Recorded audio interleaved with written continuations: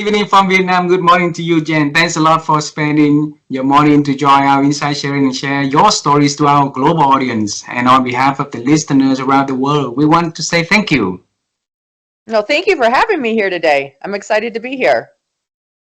So the last time that your last trip to Asia, you hadn't got a chance to come to our beautiful country. So hopefully that it will happen one day soon. Now you have a new friend, new family, and a new community in here waiting for you. Okay.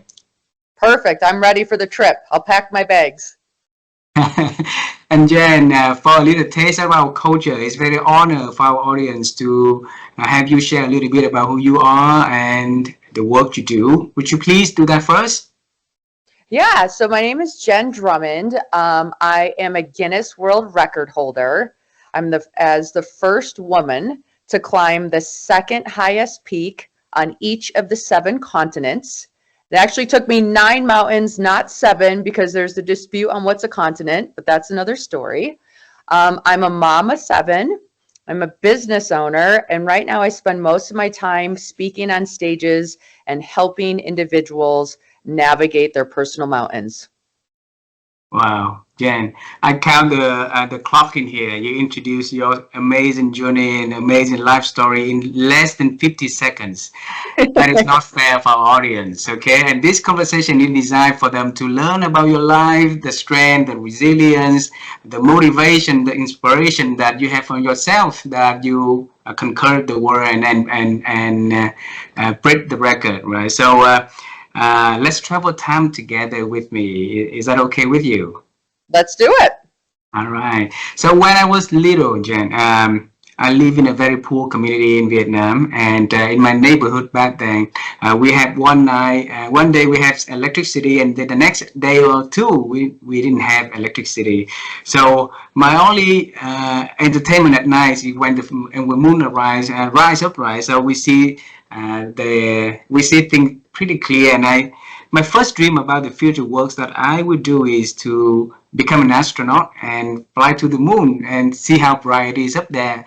But life did not give me any opportunity to do the works that I love doing, except that I've been interviewing a lot of astronauts, and one of them was the youngest man ever who walked on the moon on Apollo mission 16. So for you, when you were little, what was your dream about the future things that Jen is going to do in this world? Huh? Yeah. So when I was young, I thought I wanted to be a doctor because I wanted to help people feel good. And I just felt bad when people couldn't walk well or they were like struggling. And so I was originally thinking that someday I'll be a doctor. I come from a big family. Actually, I have a brother and a sister, but I have 65 first cousins. So I grew up in a town where everybody knew you, everybody like supported you. I was very loved and challenged and competitive with my family or whatever, and just had one of those great American childhoods. And then when I went to college, I realized I didn't really like cutting into people's bodies or seeing blood or different things like that. So being a doctor probably wasn't going to be the best option for who I was going to become. And I started leaning heavily into business. And I thought, you know what? Everybody works for money. So if I can help them manage their money or make good money decisions, then they'll have the freedom to do other things in their life that they want to do.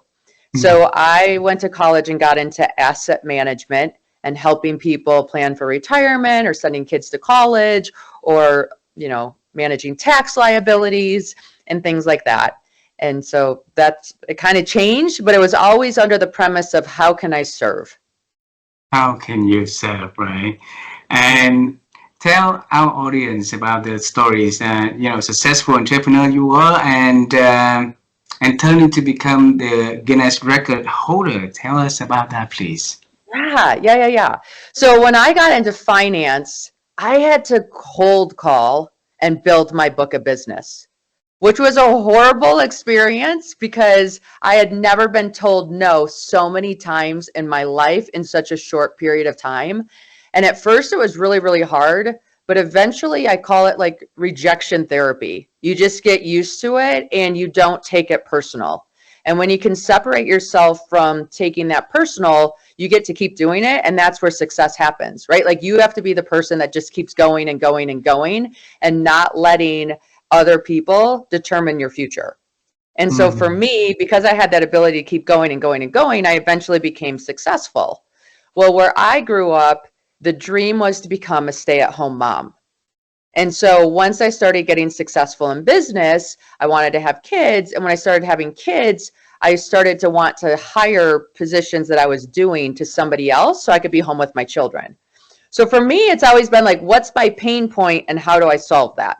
Right. So because I had the kids at home, that helped me exit my company because I wanted to be with my kids more. And it forced me to delegate things that were really hard for me to delegate at first. I had the kids. I was like full on because I have 7 of them. I was super busy. But as they got to school full time, now I had time again. And I didn't quite know what to do with my time because I still wanted to be available. And I didn't understand like how I could contribute to work and be at home and have bandwidth for both.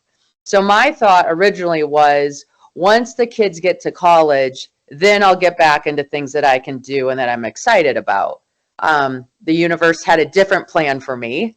And in 2018, I was in a horrific car crash. And that car crash should have killed me. Luckily for me, it didn't. And that just really became a line in the sand of life before the accident and life after the accident, because I realized like we check out of this planet by ourselves. No one's saying, oh, Jenn was a great mom, or she did PTA or coached soccer or built this amazing business. It was more, did Jenn use the talents she was here to use? And did she share those with others? And so I like started to use that as a reflection of like, well, what am I doing with my life? What can I do that allows me to, help others and live this life to the best of my ability? And so in 2019, I started making a bucket list of all the things I wanted to see, do, and experience before my time was up. Because we don't know when we're going to die. But Mm. with every day that we have the ability to live it to the most, right? And so I started thinking of like, if I was to die in a year or 5 years or 10 years, what are things I want to do before my time is up on this planet? And one of Mm. those things was climb a mountain. And Wow. so in 2020, I'm like, I'm turning 40. I think I'm going to climb a mountain for my 40th birthday because what a great way to launch a decade is to rise to meet it. And it's only going to get harder to climb a mountain as I get older. So I was training for a mountain named Ama de Blanc. And then this thing called COVID entered the scene, right? We all remember 2020 and we all kind of got locked down and our worlds changed. Well, during COVID, I was homeschooling my kids because the schools were closed down here. And one of my little guys was struggling with his math homework. So I was giving him a parent pep talk. We do hard things. You've got this. And he goes, if we do hard things, why are you climbing a mountain called I'm a Dumb Blonde instead of a real mountain like Mount Everest? And at first I didn't catch it. I'm like, I'm a dumb blonde. No, no, no, honey. That mountain is called Ama de Blanc. Not I'm a dumb blonde, but thank you. Like, finish your homework. We'll look at Everest. And so he finished his homework. We looked at Everest. He went to bed and I was still looking at Everest. And I thought, you know what? If this kid thinks Everest is the hardest mountain in the whole world, I'm going to climb it and I'm going to show him whatever our Everest is, we're capable of summiting. So then I have to call a coach because I don't know how to climb Mount Everest. Like when you don't know how to do something, the best thing you can do is hire somebody that's done it or that can help you do it. So I hire this coach and this coach is like, yeah, you're an athlete. I can get you ready. Buy this book about becoming an uphill athlete. I'm like, okay. So I buy the book. It comes in the mail. And then in the front of the book is a story of a lady who got a Guinness World Record for doing something in the Alps. And I just remember talking to my coach saying, I could have done that. And if I got a Guinness World Record, I'd be the coolest mom in the whole world. Because right now, homeschool version of me is not a cool mom.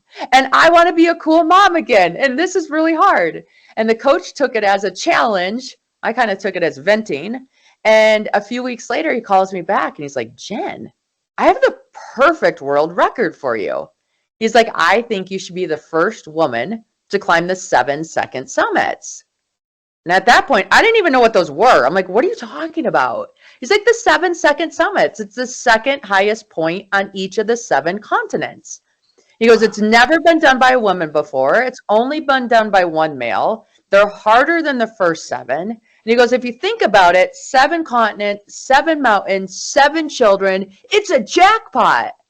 I'm like, it is a jackpot, but I've never slept in a tent before. He's like, oh, don't worry. We can get those skills. You'll be fine. Wow. I know, crazy. And that was the idea, right? And the idea, from that idea, is too huge for anyone ever to just think about it. You not only thought about that idea, but you make it happen. Tell us more about that, please. Okay, so here's what happens. When you have 7 children and you're going to climb 7 mountains and you come home to kind of talk to them about the idea to see what they think, and within a minute, they each claim a mountain, right? Like, I'm Australia, I'm Africa, I'm South America. Now, all of a sudden, you have accountability partners that are your children, right? So I can't not climb their mountain. That'd be a terrible mom, right? They got all excited about it, and all of a sudden their excitement became my excitement. And the fact that they picked a mountain, I kind of tied that mountain to them, and that gave me the courage and the strength and the endurance to make it happen. Wow. So if you're going to take on a big goal, like, why, who's holding you accountable, and what meaning are you assigning to that goal that gives you the fuel to continue when it's hard? Wow. And how long did it get you to prepare to starting the first one, though?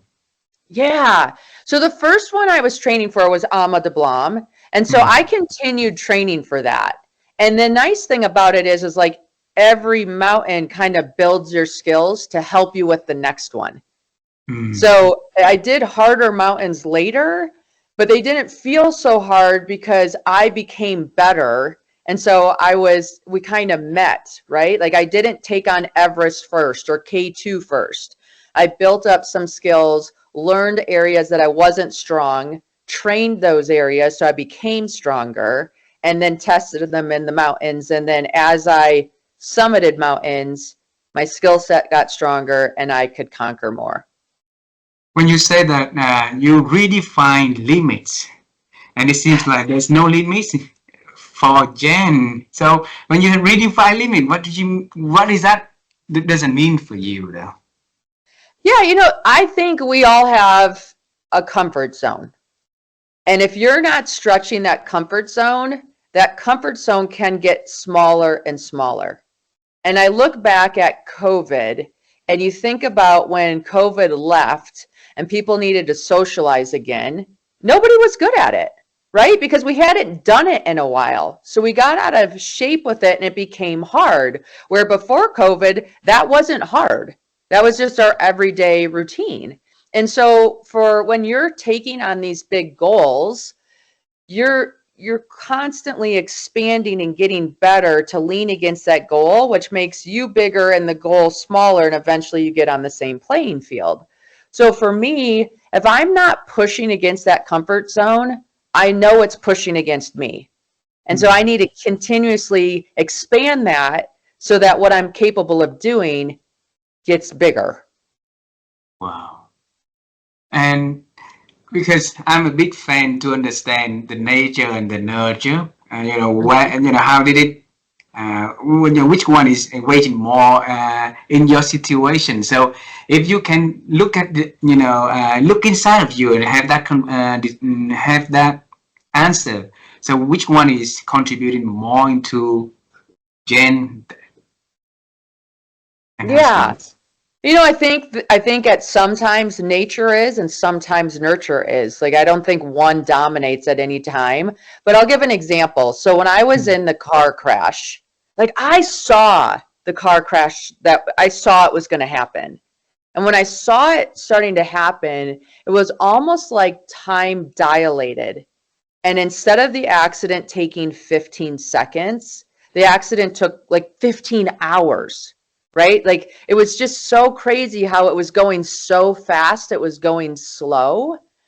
And when I was hanging upside down in the median when the accident was done, and this individual came up to the car, was yelling, "Are you okay? Are you okay?" and pulled the windshield back. And we caught eyes. And when we caught eyes, I realized, okay, he's talking to me. He's asking me if I'm okay. His facial expression is telling me I must not be. I'm afraid to look at my body. What should I do? And so instead of taking his facial expression as my truth, and instead of looking at my body because I was scared, I closed my eyes and I wiggled my fingers and toes. I'm like, I can feel my fingers and toes. I can feel my fingers and toes. I'm okay.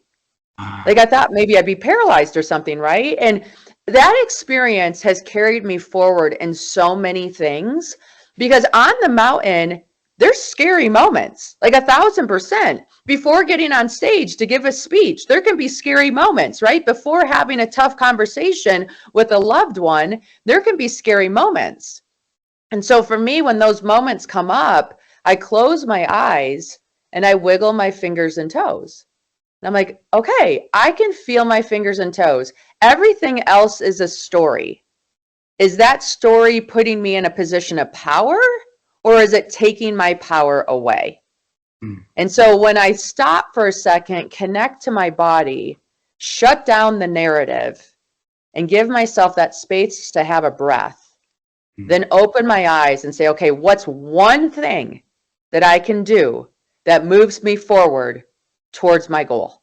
And it can be the tiniest thing, but that starts the momentum of getting you to where you want to go. So what is the one thing, right? The one thing in the world today that people seems to undermine the power of one, but then want to have more and more and more. And your story telling people to focus on the one thing that we can do now. So how, why people out there keep, chasing the bigger numbers and undermine the power of small little steps that will get us to where we want to be? Yeah. I think the big things are sexy and the small things are boring, right? But here's the thing. When you climb Mount Everest is 29,029 feet. Every one of those steps has to be chosen. You don't get to roll uphill, right? Like you have to choose that I'm climbing this mountain 29,029 times. Every step is a choice to climb this mountain and to move forward. And so I think a lot of us just forget, like, it's a constant decision to bring whatever we desire into life. And we have to make that choice consistently over and over and over again, because you're not going to roll uphill. And so whatever that thing is for you, if you can break it down into, okay, is this decision bringing me closer or farther from my goal? Closer or farther from my goal? And you just need to keep making decisions that are bringing you closer. Wow. So in your family, was any role model for you to build that resilient inside of you, Jenn? Yeah. I think it's our family, like my grandma and my grandpa and my parents.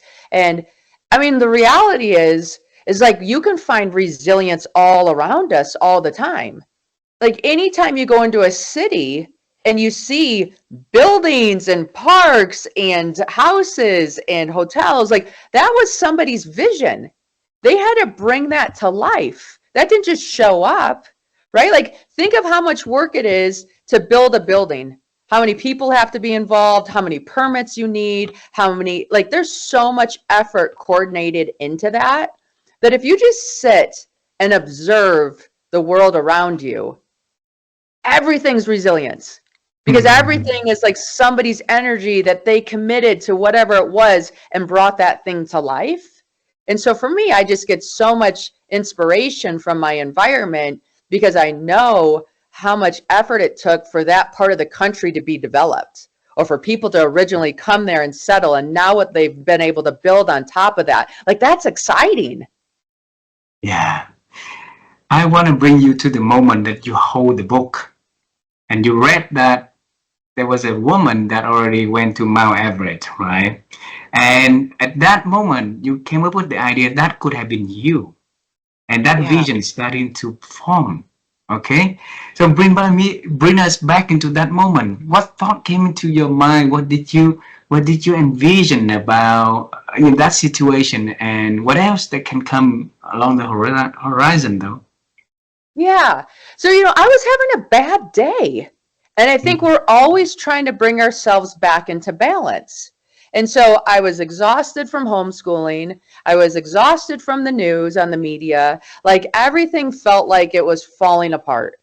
And then I looked at this book and I saw this lady set a world record for doing something in the Alps. And I'm like, you know what? If I could set a world record, then I could bring us out of this despair and into a place of hope and opportunity. And so what would that look like, right? Like that, like I just felt like we needed momentum on the other side to bring us back to balance. I didn't know what that was. I didn't know how I was going to do it. I just know like that was a feeling that I had. I also had a feeling where I have children. My children don't like to read regular books. I wish they did. They didn't, but they love to read Guinness World Record books.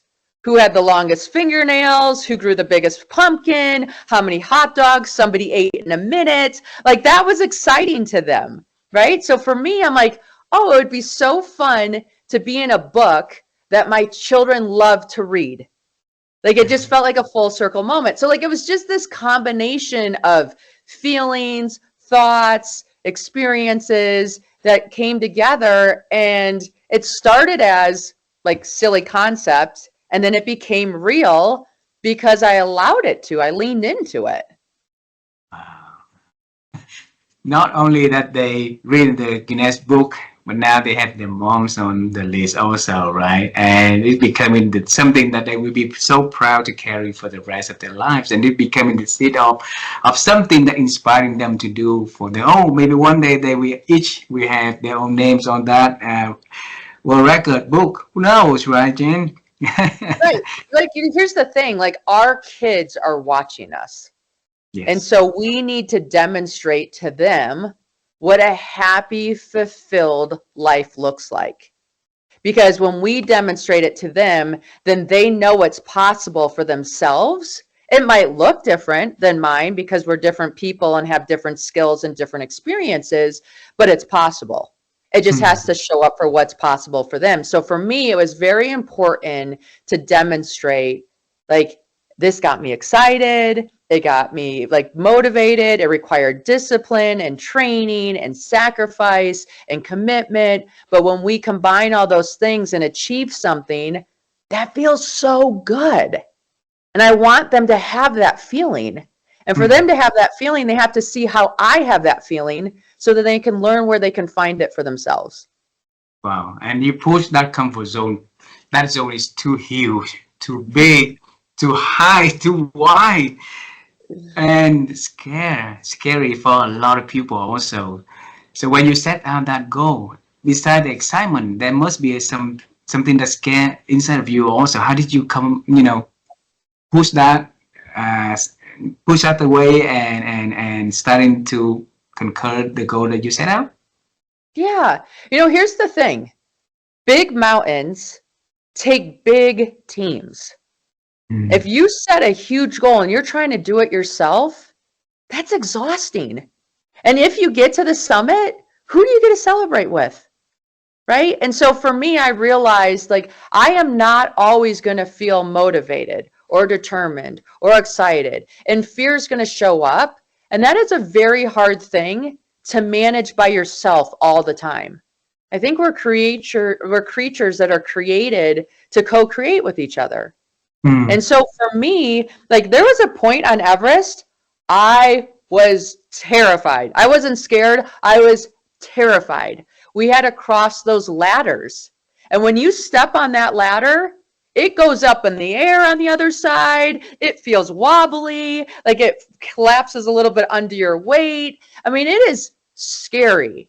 And I thought to myself, I'm like, there is no way I'm passing this ladder because I am not going to die doing this thing. Like, this is silly. Like, who does this? Right. And so my whole team went across the ladder first.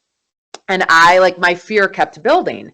I'm like, okay, well, now all those people got across. So now the odds are against me. And the one person that's going to fall through is me because they made it and I didn't. And like all those stories that you tell that are keeping you stuck.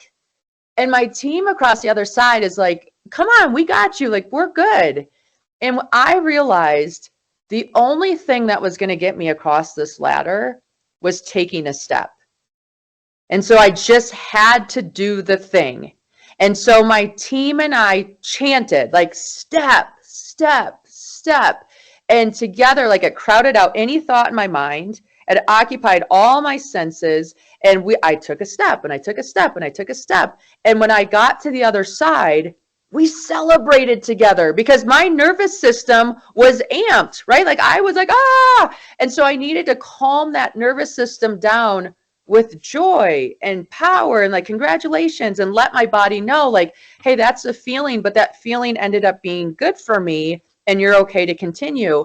And so when you're doing these big, hard things and you're stretching out of your comfort zone, like your team is the difference between whether you get to the top or not. Yeah. And telling them like what you needed, like, hey guys, I'm scared. That's not fun to admit, but it's true. And because I told them like, I'm scared, they knew how to help. And they're like, okay, well, here's what we need to do. Like, let's go. We're in this together. And I could use their courage and borrow it until it became my own. Wow.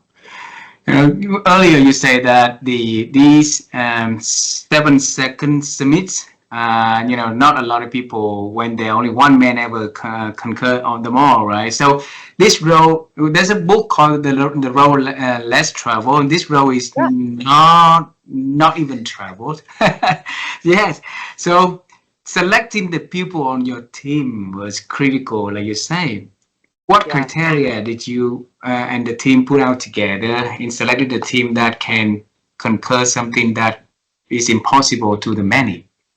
Yeah. So every mountain is unique and every mountain needs different skills. And the reality is like we had to look at who I was, right? I'm 5'5", I'm 115 pounds. This is what we need to do. And on some mountains, we just needed somebody that was bigger and stronger. Like we couldn't put another person on the team that was the same size as me because together we wouldn't be able to get enough of the supplies up the mountain.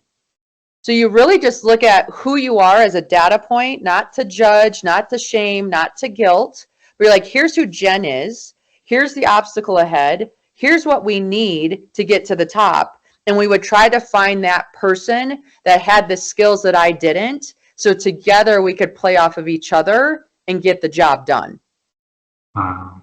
Wow. Yeah. And it's not just the physical piece, right? It's the emotional piece. Like, do you have the personality that can pump up a team when the team's feeling bad? Right? Yeah. Like you have to have all these things where it's a good match. Like you think about, I've interviewed astronauts before too. They have a ton of people apply to become an astronaut. And when they build a team of astronauts, they need a doctor. They need a mechanical engineer. They need these things. But not only do they need those different characters, they need all those people to be able to get along. So it's very much, what do we need to get the job done? Who am I? And who do we hire to support me? Because that's what's going to build the best team. Yeah. But even the best plan that might also come in with something that uncertainty happened along the way. Like when Charlie went to the moon, there were also technical issue happen on the Apollo mission 16, and also on the ground command center on the ground, you have an issue also. So on your journey, and was there any challenging that beyond the plan, then how did you guys overcome one of them? Yes. I mean, 0 expeditions went as planned, right? There was always things that showed up that we had no idea were going to show up. And, you know, two of the mountains I needed to climb twice. Like we didn't get to summit it the first time because Mother Nature interfered with our plans and it wasn't safe to continue. So the reality is the real win is coming home alive. So the summit's wonderful, but you need to come home alive. Like that's the first and most important mission on all of it. And if that's not looking in your favor, you got to come back another time. Like the mountain will always be there. And so you have to make those decisions on what brings everybody home alive. You know, we've been in situations where I've lost a teammate to an avalanche, or another one lost, like had frostbite and had injury and things like that. That's part of the business of climbing mountains. Wow. So, out of the seven, which one was the most memorable for you, Jenn? Oh, that's like saying who's my favorite child, right? Like every one of them had a very unique experience to it that I'm so grateful for. But I will say Antarctica is stunning because there's just nothing else in the world like it. So it's a really unique, special environment that you're just like, we get to be here. Like this is on our planet. Like this is a thing. This is amazing. Wow. Yeah. So the 7 second summit is done. It seems like you are on the quest to finish the first the 7 summits, right? So what's next for you? Yeah, so I did the seconds. I have 2 mountains left, and I'll have all the first mountains. And so then I'll have another record as like the only woman who's done all the first and the second mountains in the world. And then I don't know. I'm kind of allowing that to unfold.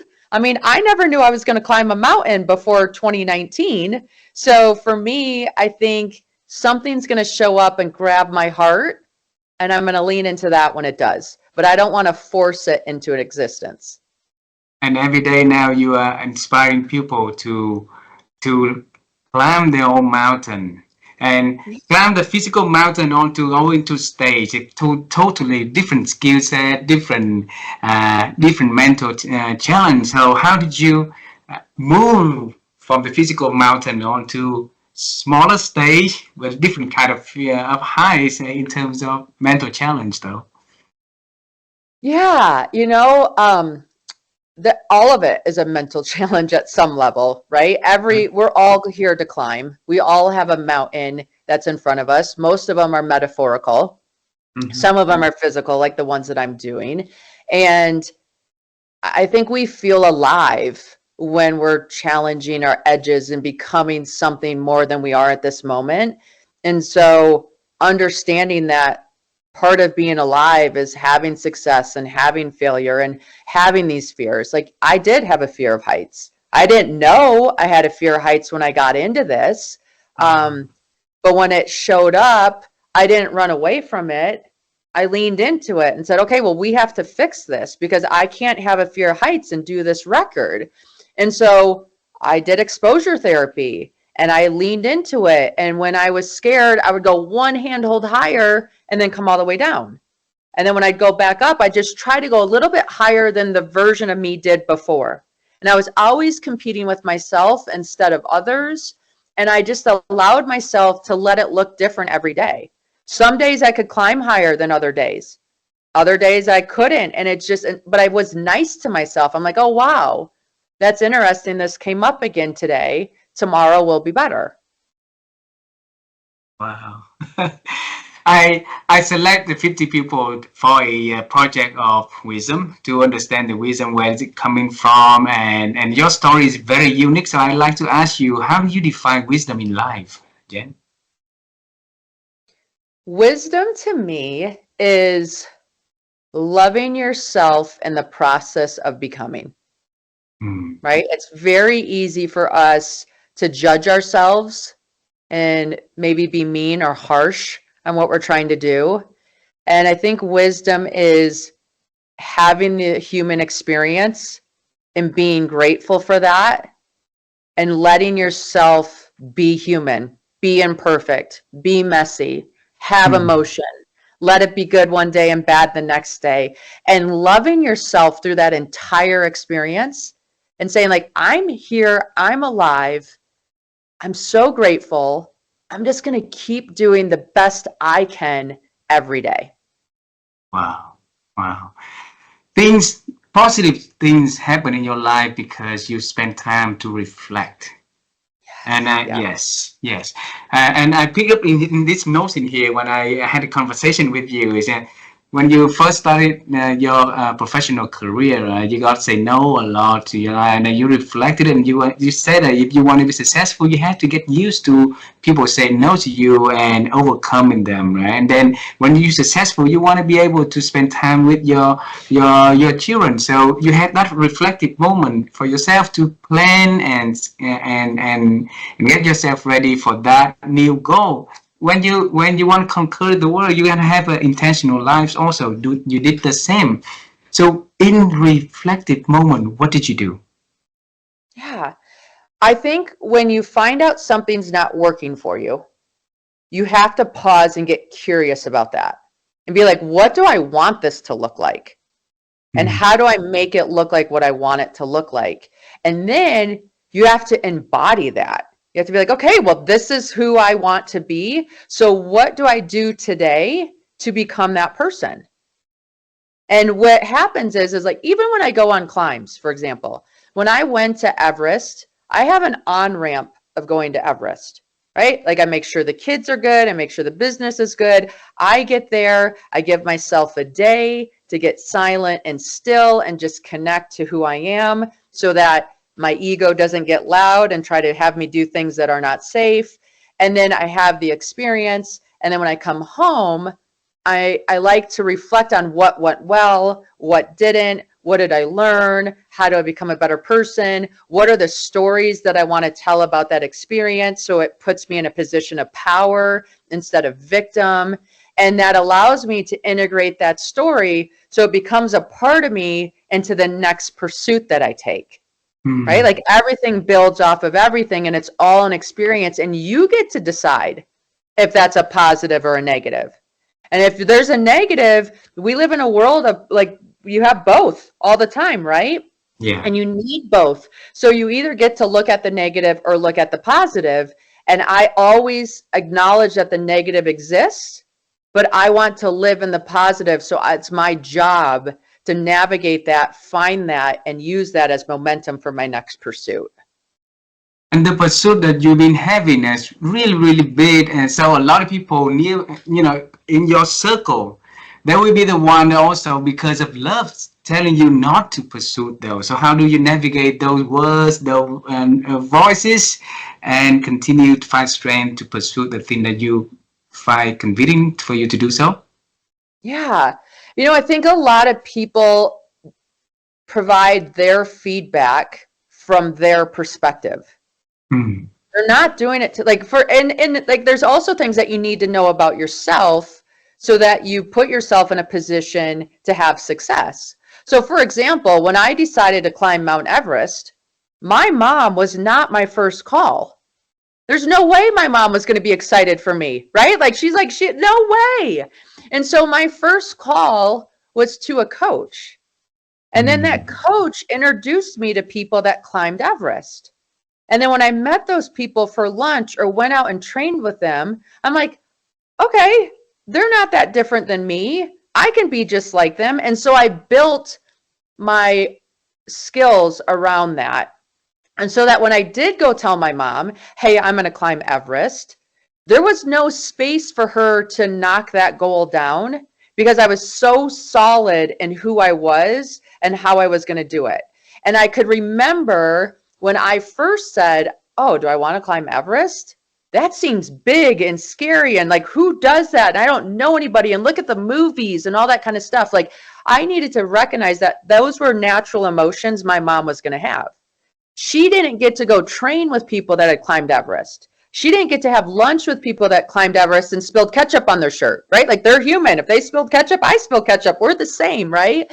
And so for me, I had built enough confidence that she could borrow my confidence and be like, okay, you're going to do this. You researched it. You positioned yourself to have success. You hired coaches. You do all these things that I don't even know. I have more confidence now because I'm borrowing it from you. And so I think a lot of times, like, people are going to say, like, how did she do that? Or why did she do that? Or that's silly, or you shouldn't. I shouldn't, because they're not trained, right? Like, they shouldn't, right? Of course you shouldn't. So they're just using me as a mirror for them.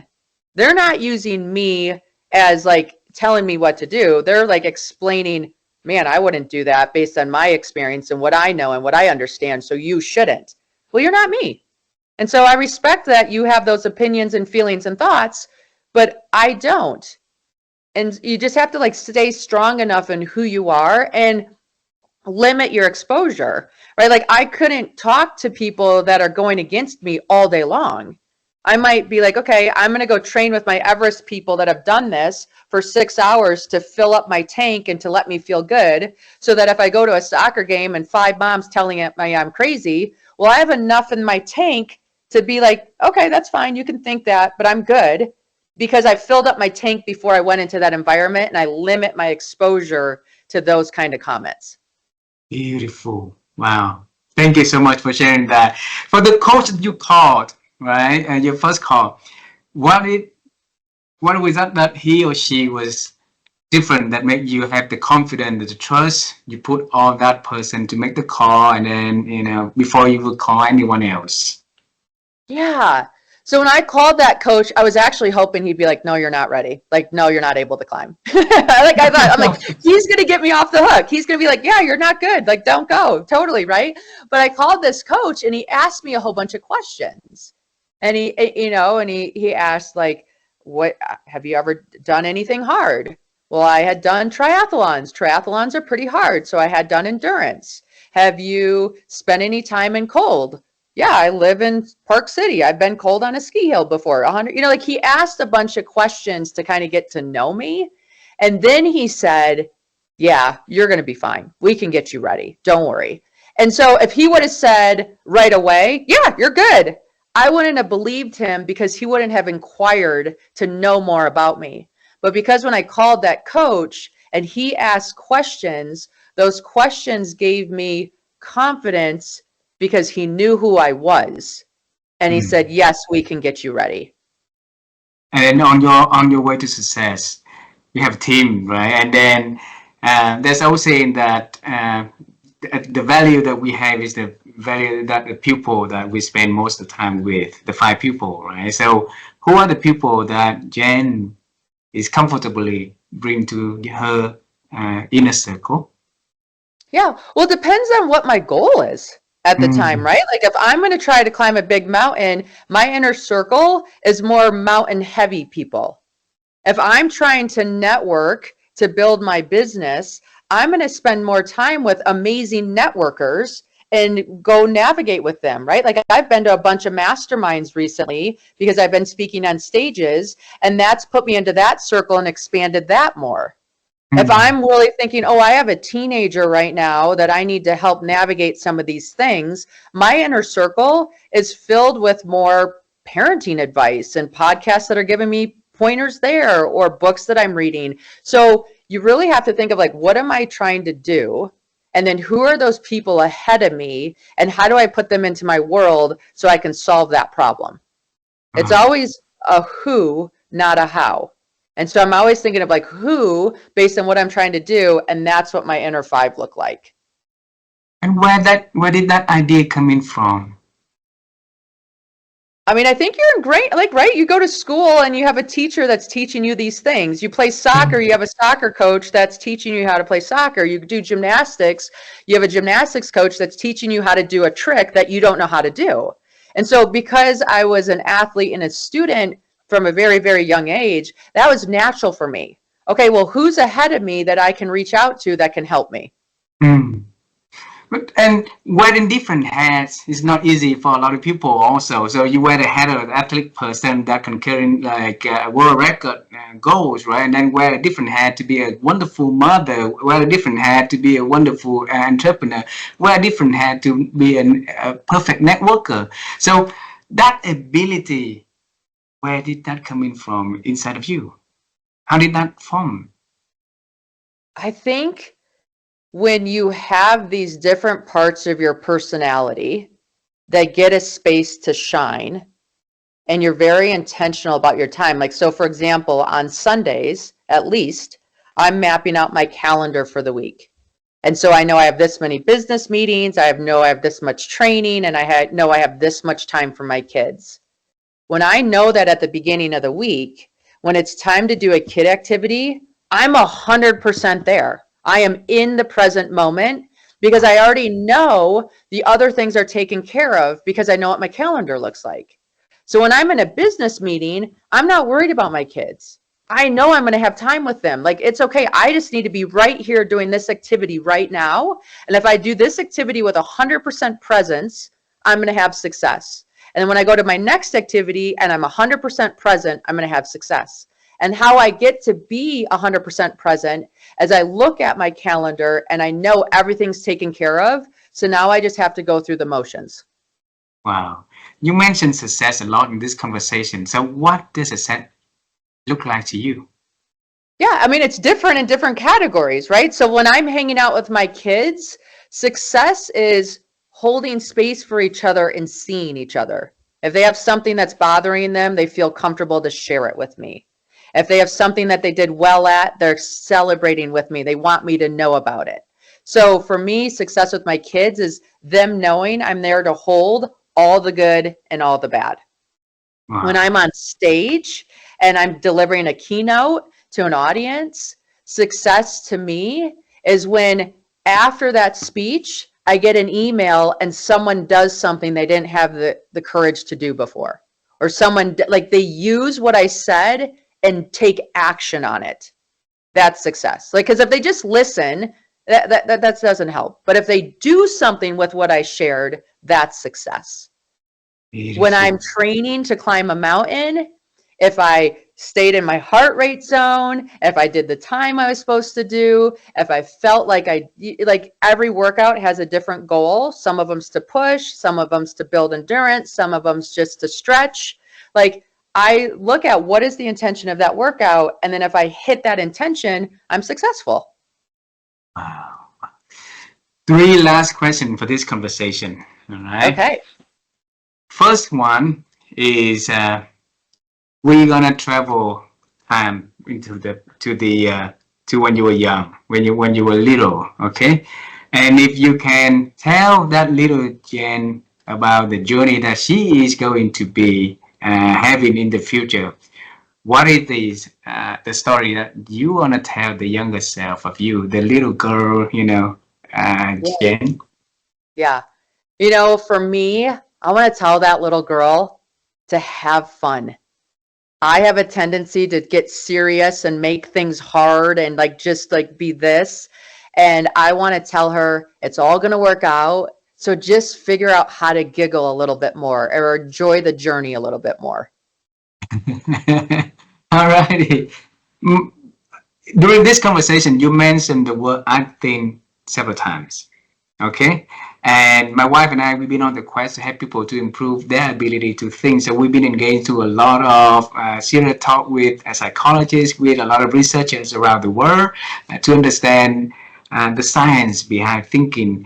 And you have a very different story, very beautiful story. We want to ask that very same question with you, Jenn. How have you been growing your ability to think over the years? Yeah, for me, it's the stillness. It's the space to allow myself to look at the experiences I've had and extract the lessons from them. So sometimes that's a moving meditation of me walking and just being in my head while I'm moving. Sometimes that's breath work. Sometimes that's on a yoga mat. But that space to explore the experiences deeper has allowed me to think more. Wow. Wow. A year is 365 days. Which day do you like most? What day do I like? Today. I like today most because today's the day I'm promised. So how do I take advantage of today? So because the last question is, I want to go to future a little bit. Okay, so I'm assuming Christmas is the day that I want most, and I assuming that's going to be the day that you like more. Is that okay to assume that day? Okay. That's perfect. Yes. All right. So assuming Christmas 20 years from now, when your children is now having family, have their own family, and you guys having a big family all together, and Jen is sharing one piece of advice, one piece of wisdom in life to all the children and grandchildren that you have. What is that one piece of advice you think 20 years from now you're going to share with them? Yeah. I'm going to say being kind to yourself makes you stronger. Like, I think the world is hard sometimes. Experiences are hard. That's not a time to get hard on ourselves. That's a time to be kind to ourselves and support ourselves and cheerlead ourselves. Like, we need to be our biggest cheerleader, because experiences will come against us, and being kind actually makes us stronger instead of making us weaker. Wow. So beautiful. Jen, this has been a wonderful conversation, and I really love you. I hope one day that you're going to be coming to our country with your family, and that would be wonderful. You know, you have a new friend, new family here, right? And let's make it happen, okay? I'm here for it. Thank you very much. Thank you very much. You are on your net, and your net journey to climb the big goals for you. I wish you enjoy it, and be safe, and tell the world, you know, the next big thing that you are doing. Okay. Perfect. Thank you. Thank you very much. Thank you very much. And please say, tell Michaela that I also appreciate her support to get this done also. Okay. I will definitely. Okay. Have a great day. You too. Bye bye. Bye.